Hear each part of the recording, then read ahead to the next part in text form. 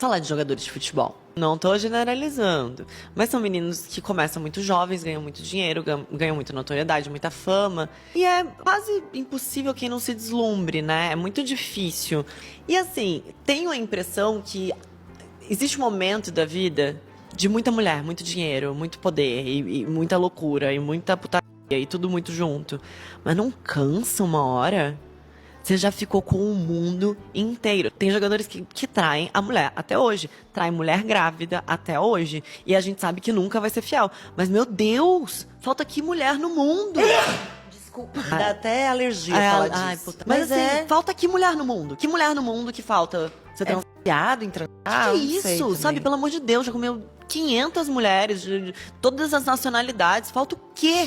Eu creio que essa senhora aí indignada deve estar pensando no menino Ney. E além dele, a gente sabe que tem muito jogador de futebol que tá ensalsichando geral, inclusive até a nossa futura esposa, se a gente tiver sorte, porque pro homem comum deve ser considerado um privilégio você se relacionar com uma donzela que o menino Ney já ensalsichou. Essa donzela já foi passada por um rigoroso processo seletivo e uma dessas senhoras aí que já frequentaram festas do menino Ney com os parça, mesmo que ela tenha bagunçado lá, feito de tudo, mesmo assim, pro homem comum se relacionar com uma senhora dessa aí, ele estaria teoricamente saindo no lucro. Porque basta não ligar pro passado da guerreira e problema resolvido com sucesso. Não é isso que todos os homens fazem hoje em dia para se relacionar? Se o cara ficar pensando muito no que a donzela dele já aprontou no passado, ele não se relaciona. Mas se ele for considerar que a futura esposa dele já frequentou alguma festa do menino Ney, por exemplo, e rodou a banca lá, fez coisas pouco republicanas com os caras, mesmo assim, pro homem comum não tem problema, porque essa guerreira aí tem o seu VSM elevado e pra maioria dos homens isso é a única coisa que importa. Mas tirando isso e falando em específico no ponto que ela tocou, ela falou que não entende o que motiva um jogador de futebol a não cansar desse negócio. O menino Ney, por exemplo, traiu a mulher dele grávida, enquanto a mulher dele tava grávida, ele já tava engravidando outra, e a pensão que o cara tem que pagar é sempre num valor exorbitante, e o cara nem pensa em fazer uma vasectomia. Pelo amor de Deus, eu também tô indignado igual essa senhora do vídeo,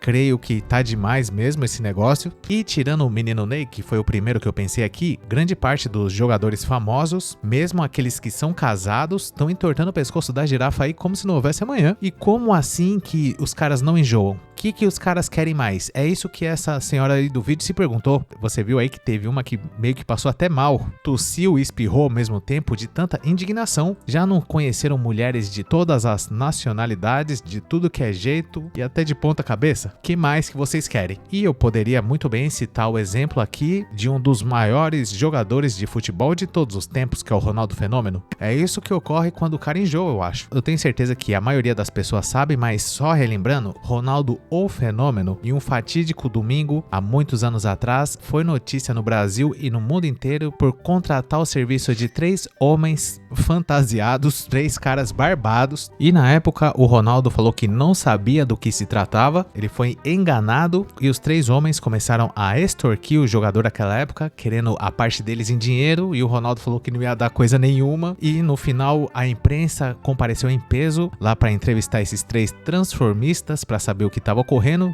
Teve até helicóptero, senhores, comandante Abilton transmitindo as imagens em primeira mão, averiguando o que tinha acontecido naquela madrugada em que Ronaldo estava com a camisa do Flamengo ainda. Eu lembro como se fosse ontem, e se eu não me engano, naquela época o Ronaldo estava namorando, não sei se foi no mesmo período que inclusive a namorada dele estava grávida, e mesmo assim o Ronaldo deu uma dessa. Que coisa, né? O que será que aconteceu, senhores? O cara não foi bola de ouro, pedalou, fez e aconteceu, jogou muito. Eu mesmo sou um grande fã do Fenômeno. O que houve ao certo naquele fatídico domingo que ele acabou confundindo as bolas? Tem muita gente que quando comete uma gafe desse tipo, dá aquela velha desculpa que acabou bebendo um pouquinho a mais e não estava nas suas faculdades mentais na hora do ocorrido. E uma variação disso também é quando a pessoa fala que tomou apenas um pequeno cálice de vinho e misturou com calmantes e automaticamente se transformou em outra pessoa. Casagrande já se utilizou desse artifício. Fábio Assunção também parece que já falou coisas desse tipo. E eu acho que um pequenino cálice de vinho não ia deixar esses caras aí completamente transtornados. Talvez o problema então foi o calmante. Vai saber o que esses caras tomaram, né? E o Ronaldão não. Ronaldo preferiu falar que ele estava sóbrio, completamente ciente de seus atos, mas mesmo assim ele foi enganado por 3 homens mal intencionados, que vai saber lá o que eles queriam fazer com o Ronaldo, né? O nosso eterno fenômeno. E eu, sinceramente, se eu fosse o Ronaldo, primeiro que jamais eu me colocaria numa situação dessa. Até porque dizem os especialistas que o VSM dos 3 rapazes era só por Deus, senhores. Cara barbado. Mas nem que não fosse também, não tem como. E se a gente for considerar que o fenômeno pode ter a mulher que ele quiser, né? É isso que a gente se pergunta. O que ocorreu naquele dia? Se fosse eu, aceitaria a chantagem que os transformistas estavam fazendo, até porque o Ronaldo Fenômeno é milionário e problema resolvido com sucesso. Só que eu acho que os rapazes estavam tão mal intencionados que eu acho que eles iam pegar o dinheiro e mesmo assim ia caguetar o Ronaldo, só pra ele largar a mão de ser enxerido. Foi mexer com coisa que não deve, mas uma vantagem que Ronaldo levaria sobre o menino Ney, por exemplo, nessa escolha que ele fez nesse dia, é que ele não correria o risco de nenhuma das pessoas que ele contratou saírem grávidos do encontro, né? Já o menino Ney tá até o pescoço de pensão. Sorte que hoje em dia ele ganha bem, mas a gente sabe como que é o negócio. Quando o cara tá no auge, jogando bola, time grande, ganhando dinheiro a rodo, ele esquece que a carreira de jogador de futebol é curta. E o Jô mesmo, por exemplo, que é aquele que jogou no Corinthians e foi terminar a sua carreira de forma melancólica no Amazonas Futebol Clube, no qual ele foi até preso durante um treinamento, o cara tem nada menos do que 7 filhos fora do casamento. Aí tá de sacanagem, né? E será que o Jô conseguiu essa proeza de ter tudo isso de filho porque ele é muito gato, mas muito